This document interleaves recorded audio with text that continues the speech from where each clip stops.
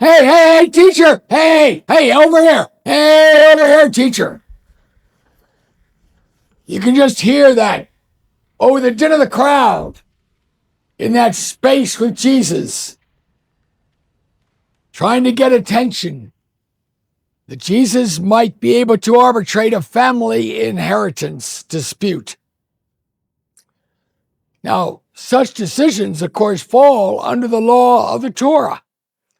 And so it was common practice to ask a rabbi, a revered teacher, to act as a judge in such a matter. But then, as now, conflict can erupt with inheritance disputes. Who gets what, when, where, why?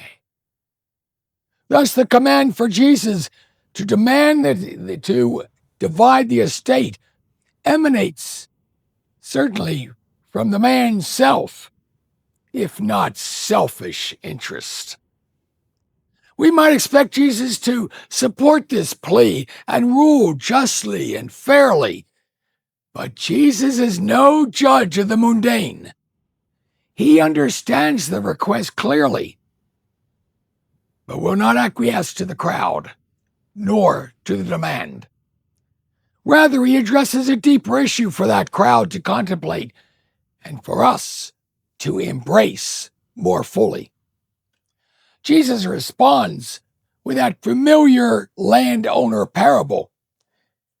He builds and he builds, and he schemes, all so he can relax before his death, and pointedly tells not his mind, not his heart, but deep in his soul,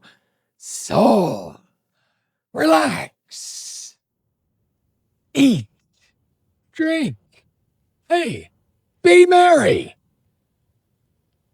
And God, as the ultimate judge, angrily responds, "You fool!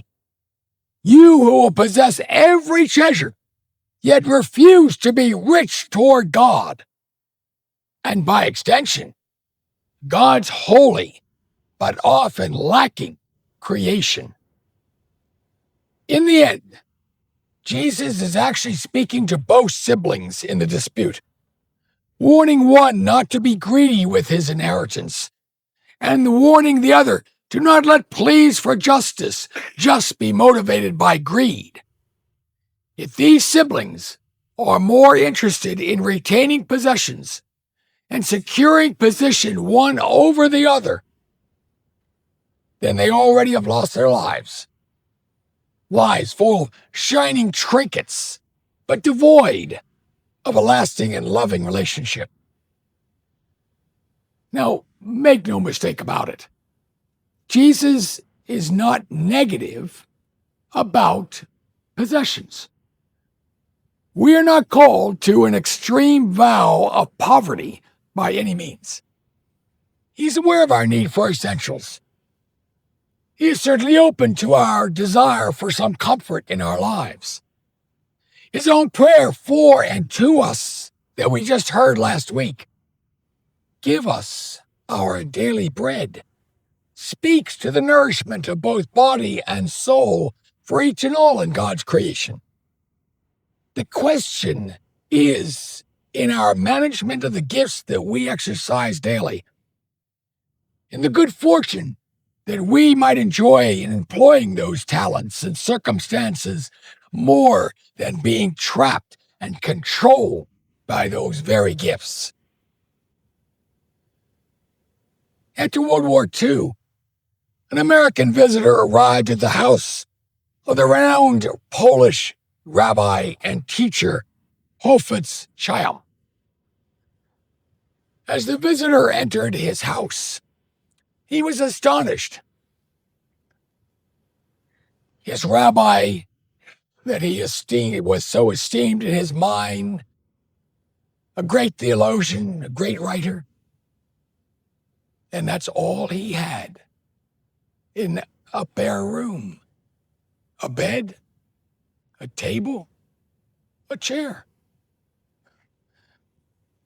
"Rabbi," he deferentially and politely asked. "Where's the rest of your furniture?"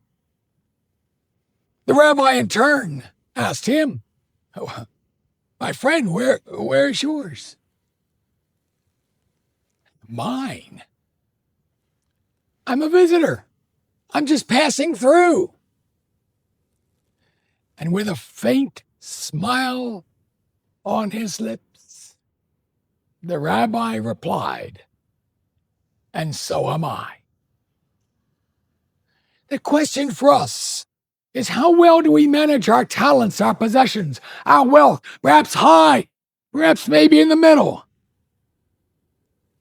As we consider all of that in light of the needs of God's people, we must ask ourselves, how much is enough? When does enough suffice? And how do we share our enough? Perhaps it is when we have achieved, like the rich man of the parable, that abundance that we so crave.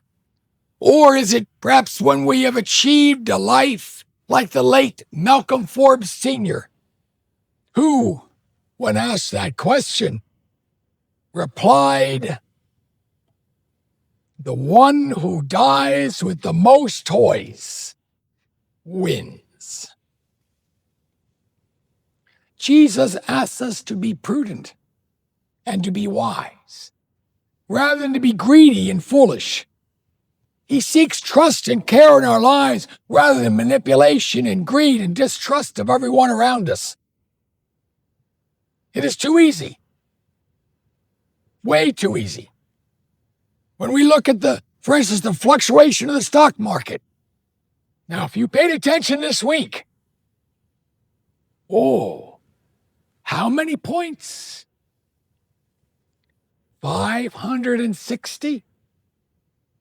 Down? What just happened? Or I look at my pension fund. Am I going to get that good check next year? That bump? Or even when I go to the Giant, just for basic groceries.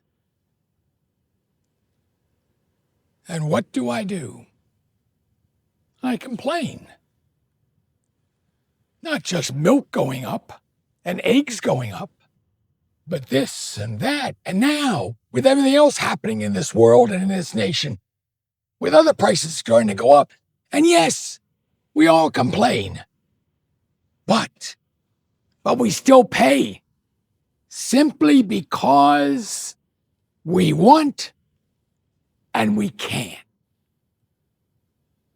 We know the temptation of hoarding for ourselves, our faulting of others who are seemingly not as stable and secure as we might be.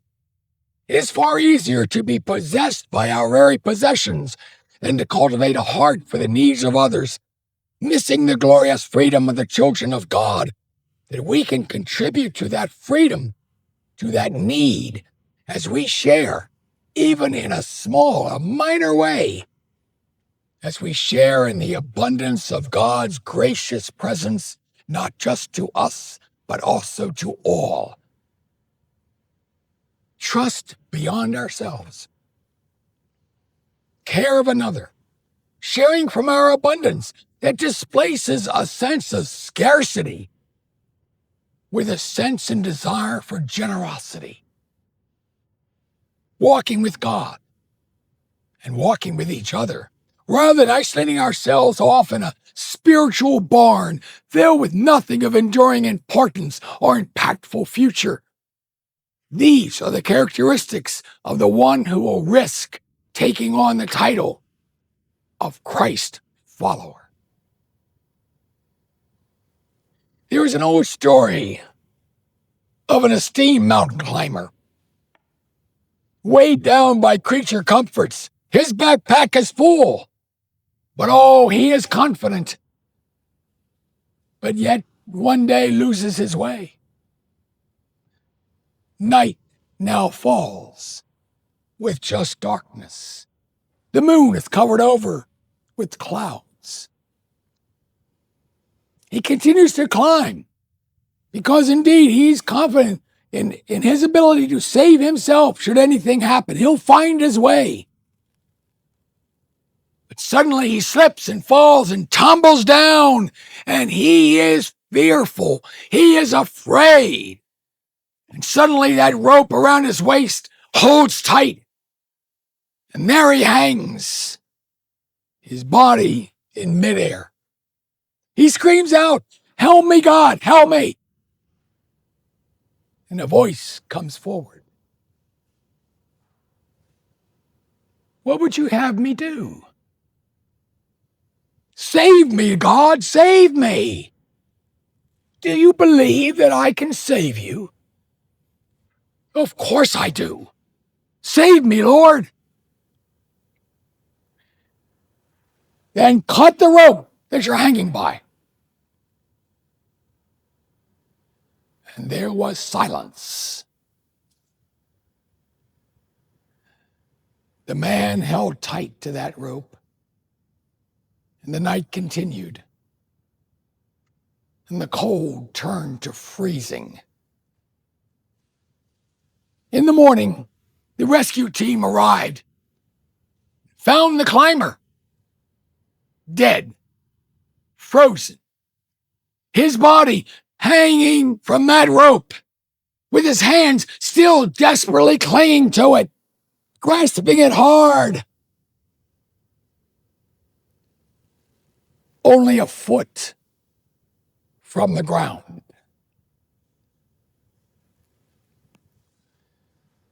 Oh, soul,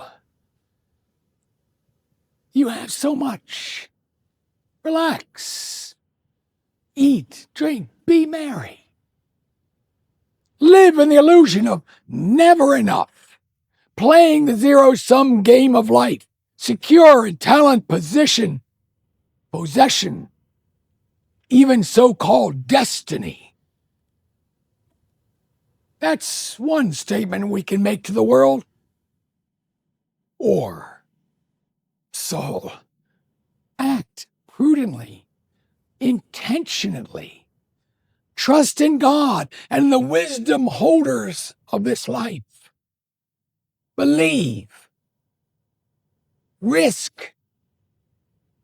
Act boldly, as if there is no tomorrow, and you just might find God's treasure today.